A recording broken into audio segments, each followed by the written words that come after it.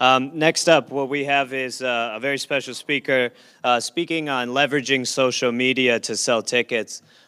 Emily is passionate about empowering people to achieve their goals. She's been working with FindSpark, and she's been featured on Good Morning America, The Wall Street Journal, New York Times, and Glamour. If you guys wouldn't mind taking a moment to just give her a very warm welcome, here she is, Emily Miethner.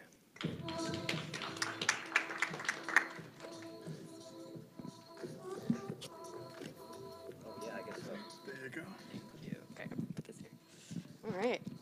There's so much space up here. It's like I have so many choices. Oh, is there a clicker? Do I have? Oh, awesome. Thank you.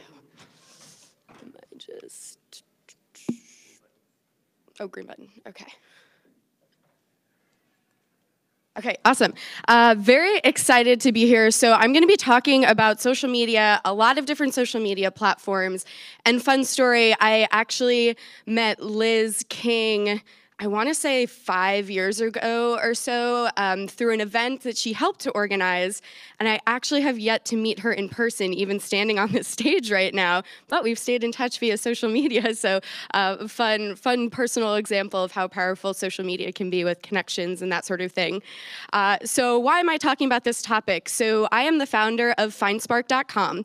And we are an online and offline community that is dedicated to setting up young professionals for career success and to connecting employers to top, diverse, early career talent. And so we create all sorts of career programs, both offline, so events, and online as well. So digital resources like virtual events, blog posts, we have a job board, and that sort of thing. And so we've been around since 2011, and we produced over 250 events. We have over 25,000 members, and a really fantastic community. And so most of what I'm going to be talking about today is how we've used mostly, most exclusively social and digital media and word of mouth to promote our programs and events.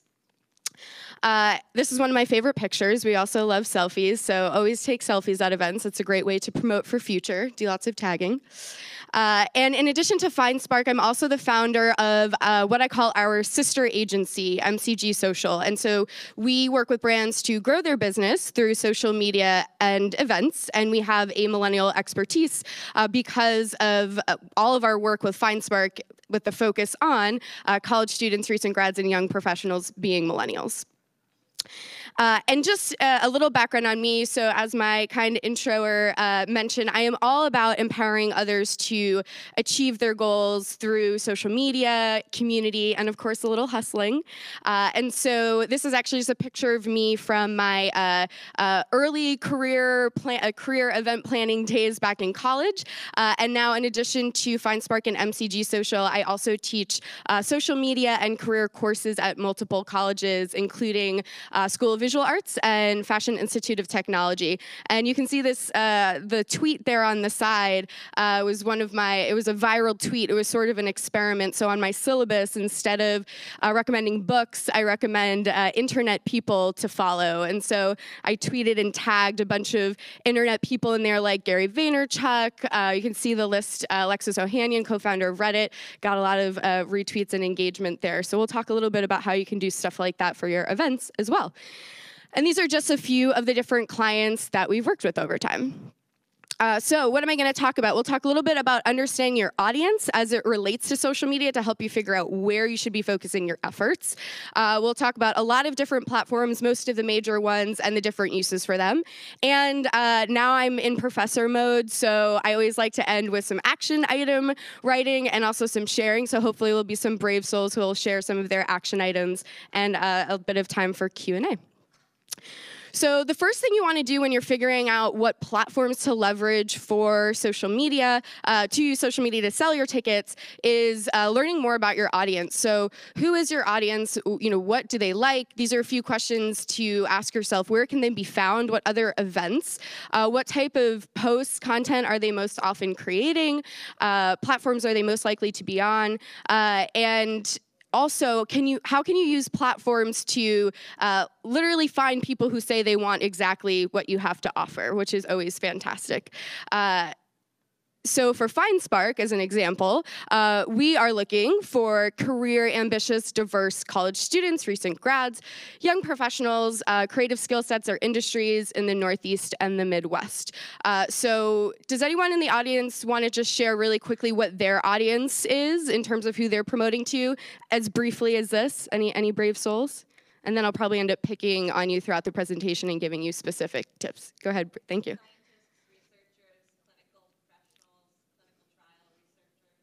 Okay, any location? New York, Boston,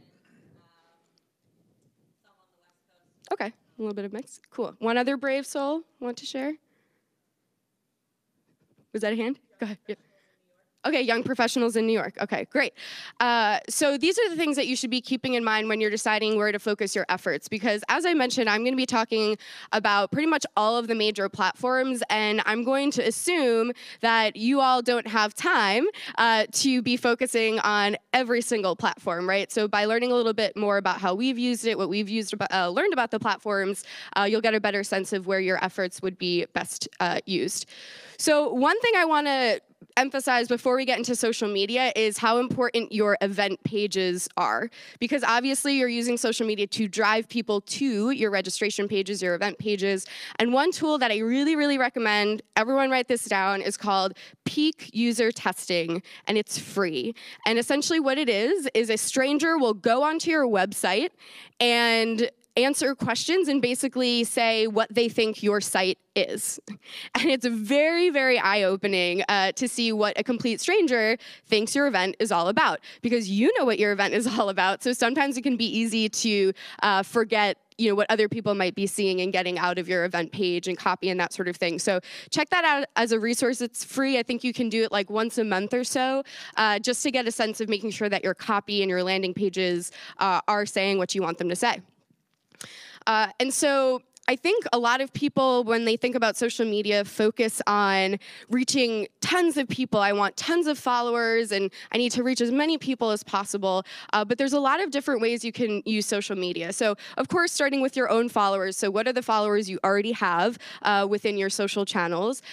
Also, I think one-to-one is huge when it comes to selling tickets on social media.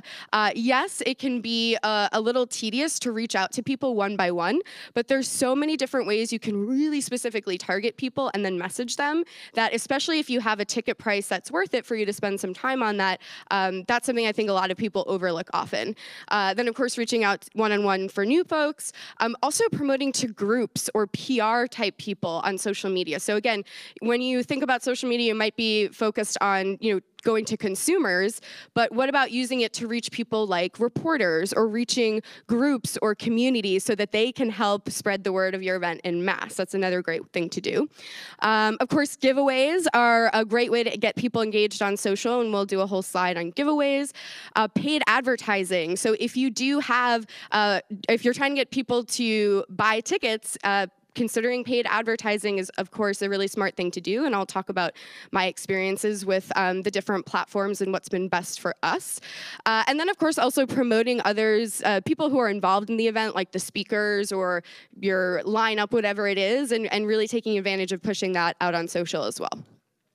So I'm going to dive right into different platforms, and I wanted to start with Facebook events. So have you guys noticed how Facebook is really pushing Facebook events in the news feed, right? You always get like, this person's interested all the time. And so you want to take advantage of when a huge platform like Facebook is really pushing a specific product. So I recommend always having a Facebook event, regardless of your audience or demographic. Just have it so it's there, because they're also pushing discovery. And so what you want to think about is, how does your event show up mobily in the newsfeed? Because that's how most people are viewing Facebook. So what does your picture look like? What is your event title? Does it get cut off? A lot of people will just RSVP as interested to a Facebook event just from the title, right? Donut Fest.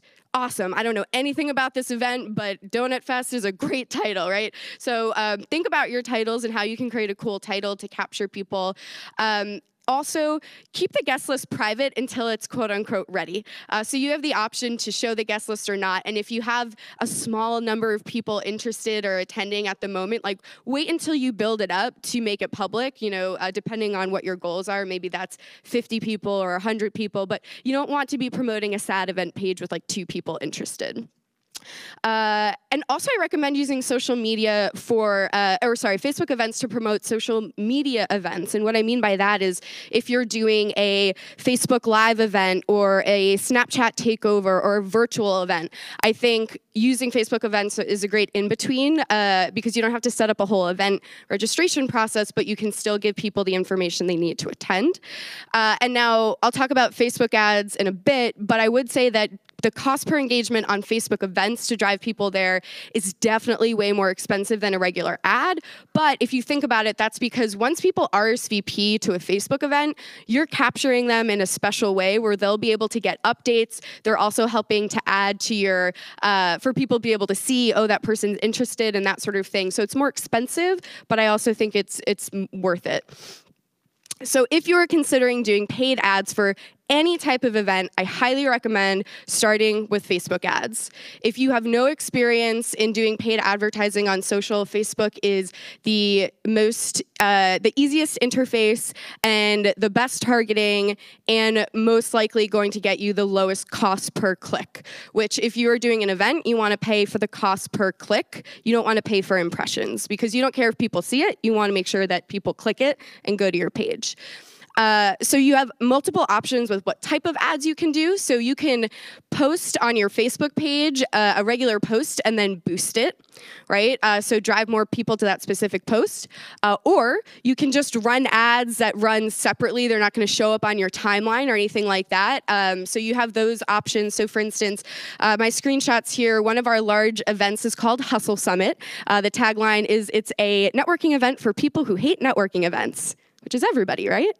And so we promote this through largely through Facebook ads. You can see a couple here down on the bottom.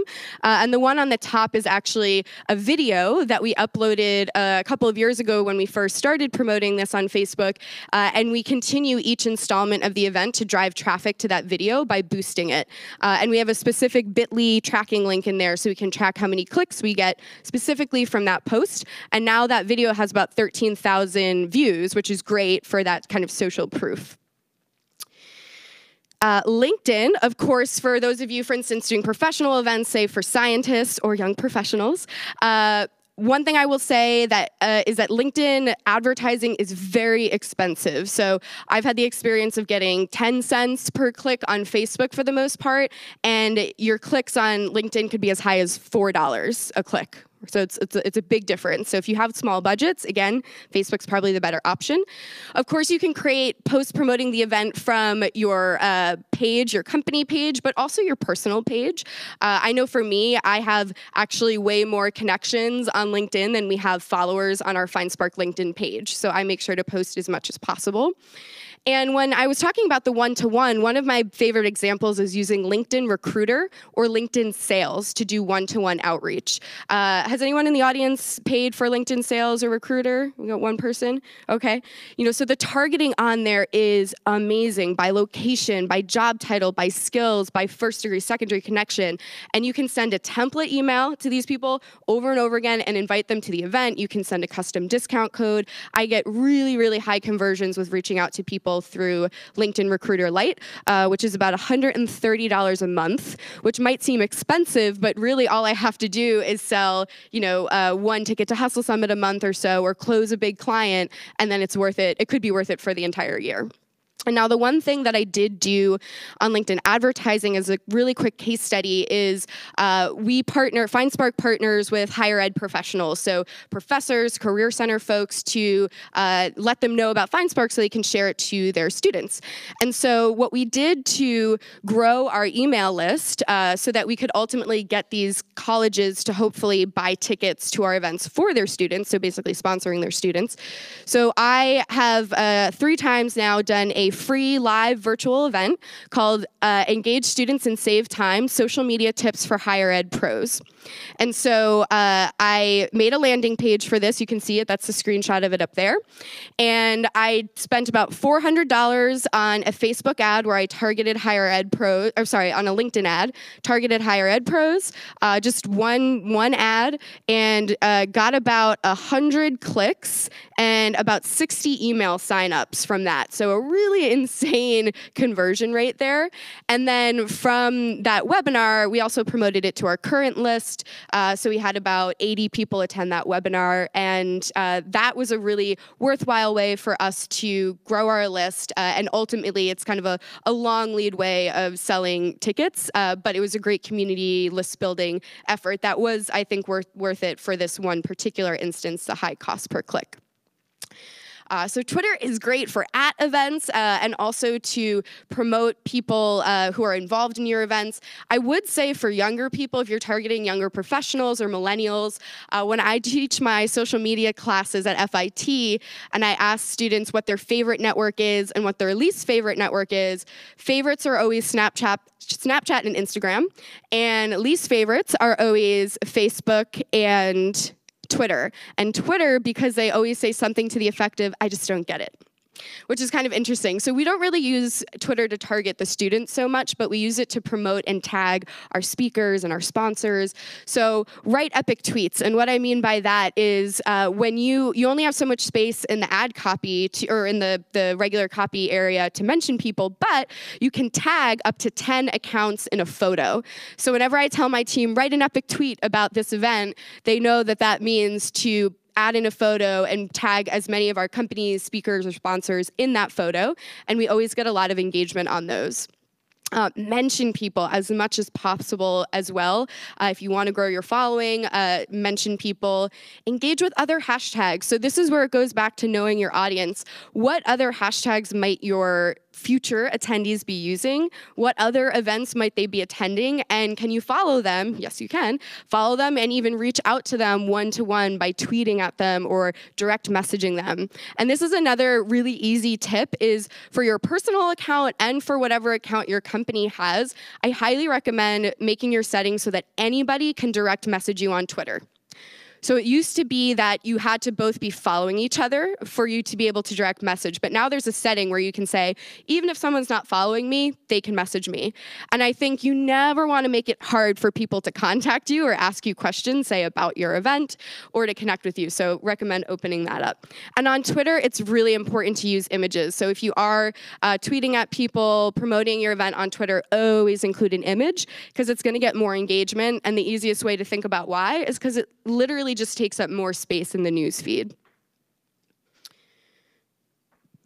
All right, and Instagram. So there's a lot of different things you can do on Instagram. So similarly to Twitter, when you're promoting an event, mentioning in the copy of your Instagram posts and tagging accounts of speakers and people that are involved is really great because when you tag somebody or an account in your photo, that's going to show up if people look at photos are tagged in on their profile, and it's going to show up in the news activity feed.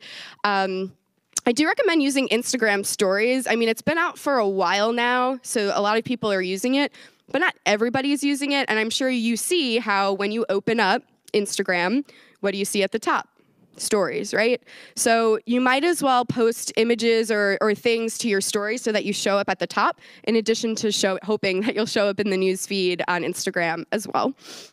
And if you're strapped for time and you're also on Snapchat, something that FindSpark does is we just upload our Snap story to our Instagram stories, so we don't actually do both. Direct messaging, very similar to what I was talking about with Twitter. So what are other events that people are posting photos from or thinking about where do your scientists hang out? Is there a kind of a scientist hub of activity somewhere in Boston? For young professionals, we have a similar audience. So for us on Instagram, a lot of the targeting we do is actually not by hashtag, it's by location. Because we know if somebody is posting a photo at a college in the Midwest or a college in the Northeast, then we probably want them to know about FindSpark because they're probably a student, a teacher, an alumni, or a parent. So we do a lot of engaging in terms of following accounts or liking posts from accounts that are posting in college locations. And sometimes we'll even direct message them. So we try to follow a lot of school clubs will have Instagram accounts. So we'll follow them, try to find them, and then also message them and say, hey, can you spread the word about FindSpark to your members?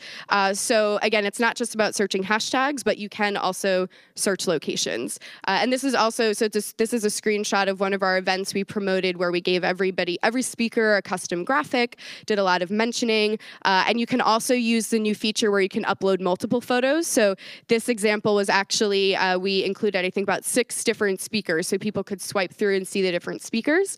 And that other screenshot is actually of a direct message conversation that we had with somebody who had attended the first Hustle Summit. So we went through the hashtag, anyone who had used the hashtag Hustle Summit during the first event, every installment will go back through that hashtag and direct message those people and say, hey, the next one's coming up, we'd love to see you there, here's a discount code. And we've sold a lot of tickets that way, including to this person. All right, and Snapchat, just curious, how many of you have a personal Snapchat, have used it to promote your events in some way, shape, or form? Just curious, anyone? Handful. Okay, I purposely put this last because I know it probably has the least amount of users in the room. So what can you do with Snapchat? So you do have many options regardless of whether or not you have an account. So one, you can try to build your own following on Snapchat. It is very hard because it's different from every other platform because there is no way to see the activity of other people you're connected with on the platform. So what do I mean by that? On Facebook, how much of the time do you see on your news feed stuff that you don't really want to see because it's actually stuff that other people you're connected with are doing, right? Jane Doe liked this photo, so you're seeing it, or your colleague liked this video, so you're seeing it. Snapchat doesn't have anything like that, so to get people to follow you, you really have to tell them, you have to show them your Snap code. You can see for FindSpark, we actually have our Snapchat code, our profile picture for some of our other platforms like Twitter. But one of my favorite ways and my best examples of getting people to follow you would be to do takeovers.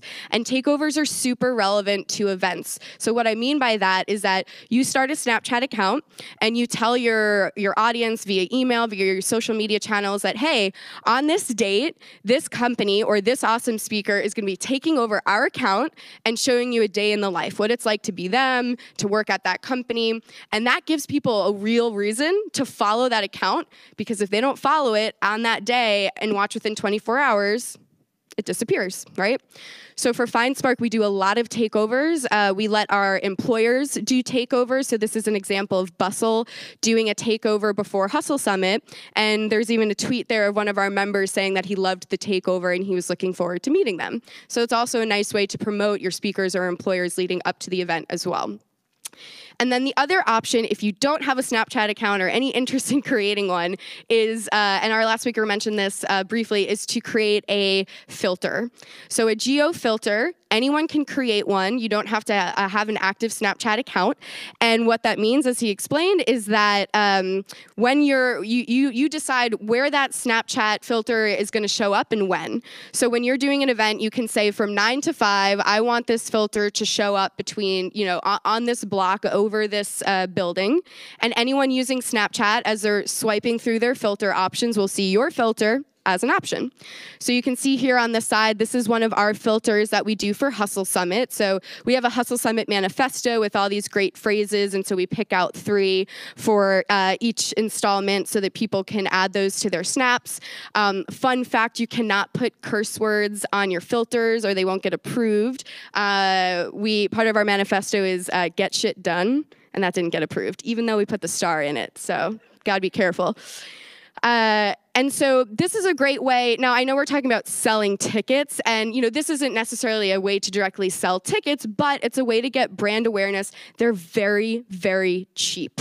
So you could do like 9 to 5 over a building in New York and spend, I don't know, $20 or something like that. And you get stats like how many people used it, viewed it, and how many people swiped over it. My big recommendation for filters after doing a lot of them is when you design them, only put the design on the top or on the bottom. Because if you put the design on the top or the bottom, if people share this image on other platforms, especially Instagram, part of your design is going to get cut off because it's too long to fit in the Instagram square. So keep your design to one side. And now the other thing we do, so this screenshot in the middle here, so we do actively, we do a Snapchat story every day for FindSpark. You should follow us if you want good examples of how to promote events and how to put content on Snapchat without showing your face on Snapchat, because we don't actually really ever show our faces, but we still do a story every day. Definitely follow FindSpark. But so something that we do is every now and again, this is an example, we'll do giveaways and discounts. So we, this one is, we did, it's Sunday Fun Day. Want to go to Hustle Summit on September 27th. The first 10 Snapchatters to use the code SNAP50 at hustlesummit.co will get 50% off their GA or VIP ticket purchase. So secure your spot now. And there's a lot of great marketing in there. One, we put all the information they need to actually do what we said, right? So we put the date, we put the link where they can claim it, and we said the first 10 people. And to be honest, don't tell, but we didn't put a max on the discount code. We just left it open because we wanted people to use it. And we sold a bunch of tickets this way, and it didn't cost us any money.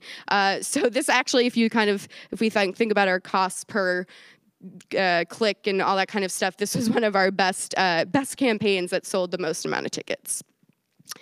And I also wanted to quickly bring up influencers. So social media influencers, it's a big hot topic right now, like regular influencers like Kim Kardashian and micro influencers like, your friend with the cat Instagram that has like 10,000 followers, right? There's a range of influencers, and maybe you might want to think about seeing if you can engage one of them to promote your event and try to sell tickets. So a couple of different examples of things that we've done. So we just happened to come across a Facebook page called NYU Snaps. And it is what it sounds like. It is a Facebook page that's run by a guy who just posts funny Snapchats related to NYU. And NYU is one of our big demographics in terms of people who use FindSpark. And so we actually asked him if we could do like a branded native advertisement on his page. And he said yes. And it was really cheap because he didn't know what he was doing. And I don't think he had ever been asked before. And so you can see what we did was we made a snap. So we literally had to like make this snap and then screenshot it. We tried to make it look like what would somebody who found out about this event, how would they share it with their friends. And then there was a short bit of copy, and then we also put a bit.ly link each time we did this so we could see how many clicks did we get from this specific ad. And we drove, depending on which event installment it was for Hustle Summit, we drove anywhere between 100 clicks to, I think, over 1,000 clicks. And we were able to track some ticket sales from this as well. And then also we did do an engagement with a Snapchat influencer as well. And this one was much riskier because you don't have the ability to see the analytics. So for the Facebook page, he actually added us as an admin so we could see the analytics. But with this, we sort of had to trust her with screenshots and sharing metrics and that kind of thing. And so one thing I would just emphasize if you are going to engage with influencers is really know the metrics and understand them before you pay them and before you decide what you're going to pay them. Because I do think it can be worth it to pay influencers. Like doing this sort of thing is valuable. And if they have the right audience, it can help you sell tickets. But for instance, with some Snapchat metrics, basically she had said one thing, and then when I went back, I realized, oh, well, that's what she meant for like the full story and not each snap. And so it's a little bit of a miscommunication. So again, just make sure you're clear on the metrics and you get them to show you examples of other posts like this. Because also, a lot of times when influencers do branded content, that branded content will get a lot less engagement than normal content. So you want to ask for, show me examples of branded content you've done with other people or sponsored posts to make sure you're not just saying, oh, well, their regular really cute post of this like cat gets this many posts, so my event about cats is going to get that many, engagements as well. It's not always the case. And so I wanted to talk a little bit about social media giveaways. How many of you have done a giveaway on social media before of tickets? Okay. What platform did you use? Twitter and Facebook at the same time, or like two different giveaways? Okay. What? Anyone else? Yep. Raffle, that's my suggestion up here. Rafflecopter is great. So giveaways on social media are such an excellent way to gain followers, get engagement, give out discount codes and that sort of thing. Just make sure that you keep the barrier to entry very low, right? You don't want to honestly, like asking people like create a video or write a post or even answer a question that's not yes or no. It's just too much. You want to keep the barrier to entry super low. So on Instagram, it can be comment and follow on Instagram. You can also say @mention a friend and like us to enter. So that way that friend is going to be brought into the chain and hopefully get you more entries. On Facebook, on a page or in a group, you can say like or comment on this post. Again, make sure whatever they're supposed to comment is very like a no-brainer, like where did you go to school or what is your title at your current job or something like that. You could also do it on Twitter by saying, if you use this hashtag, you'll be entered to win. Now, when it comes to pushing hashtags for your events, I recommend really not diluting by creating like a hashtag for the giveaway and a hashtag for each installment, the year is different and that sort of thing. For instance, with FindSpark, our hashtag for every FindSpark event is FindSpark. And whenever we do a giveaway, the hashtag is FindSpark.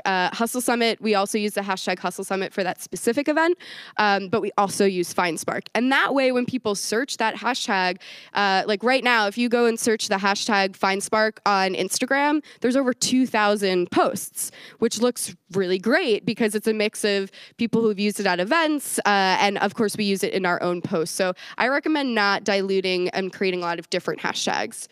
And then on Snapchat, so something that we've started to do, knowing that our members like Snapchat and are on that a lot, so we host virtual events as well. So we host virtual workshops, oftentimes to prep, say, for events like Hustle Summit.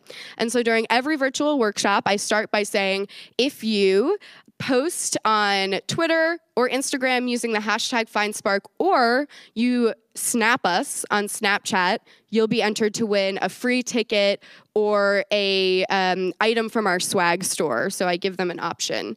And people really like having the option to snap us, direct snap us.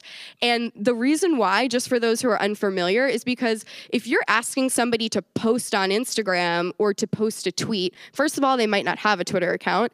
And if you're asking them to post something on Instagram, I mean, do you really want to fill up your feed with something that's not super curated to your personal brand?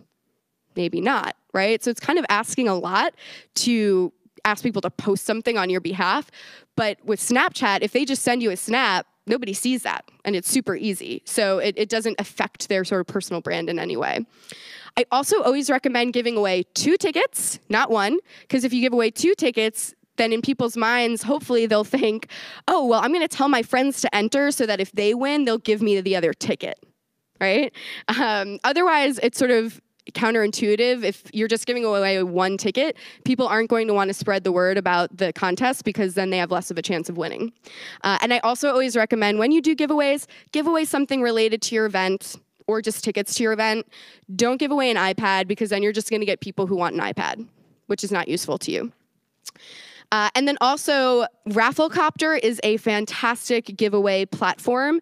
And the way it works is you can create all these different social media actions for them to do to get entries. So it really solves the problem of people not wanting to tell their friends because they have less of a chance to win. With Rafflecopter, you can get a point for pinning something, for tweeting something. You can set it up so they could tweet every day and get a new entry every day. You say what the tweet is. And so Rafflecopter is they have different tiers, but I want to say the lowest tier is around 30 or $100, and you can integrate it into a blog post or on a website. It's very easy to use. Highly recommend it.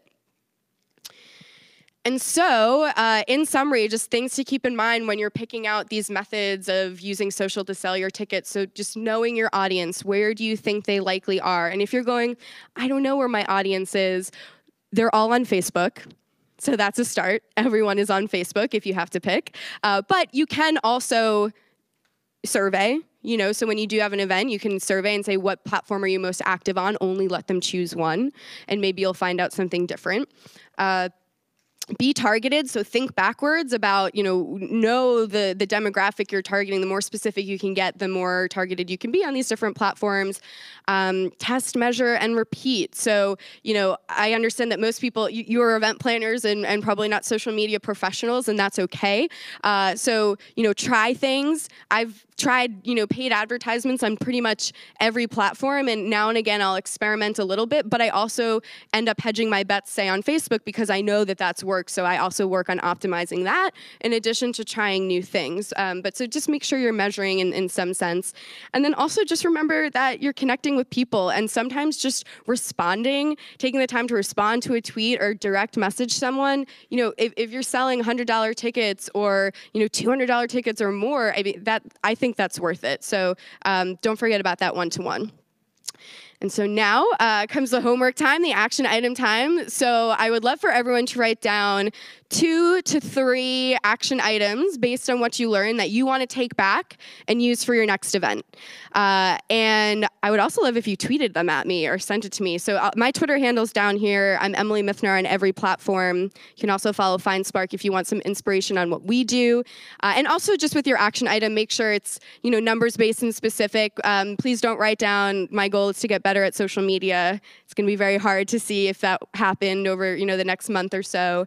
And I would love if we could have a couple of brave souls share maybe one of their items. Does anyone know what they're going to go back and try? Christine, hi. Snapchat for sure. It's a little intimidating for me, and I think part of it is because I just don't think I'm that cool and funny. I think that the people that do well on Snapchat are just so smart and innovative and funny and quirky. And to kind of stand out from that crowd, you do have to say something that's worth listening to. So I think I'm going to try some. So you're going to actually try to create an account and start using it? Yeah. Okay, great. And I think the best way to kind of speak to my intimidation is the whole guest, like having someone take over. Then you can kind of start the content for your Snapchat. Mm-hmm. Like, well, if they're not funny, then it's their fault. Yeah, totally. So that's a great way to kind of slide into that. Great, awesome, love it. Anyone else want to share? Go ahead. I am definitely going to use the direct message for previous year hashtag with a discount. Mm-hmm. Because we did a lot of promoting our social media at our last event, so we got more hits than we have in previous years. Great. And it's a great way to capitalize on. Yeah, great. So she's going to go back through the old hashtags and send out a discount code to those folks. Awesome. Just related to all of this, because I heard you just say you have your personal account and you have your business account. What do you recommend, sort of the balance of, your actual personal life? Because I know, people want to see the human side of like who's running a company or they want to work with, they want to go to event, but obviously only to a certain extent. Right. Like you don't want to put all the pictures of your kids. You don't want to accidentally Snapchat your dad's 60th birthday party on the company Snapchat. I didn't do that. That wasn't me. Yeah, so if you, I have 2 separate ones. Right. I created a business one for our company, that I'm sort of peppering with a little bit of personal stuff. Mm-hmm. But like, I have my Instagram since day one of Instagram. So Right. Great question. And I'm just curious, how many of you run the account for your company or your event and also have your own account? Like how many of you are in that situation? Okay, like a lot of you. So first thing I would say is for your personal accounts, post what you want and post on the platforms you enjoy.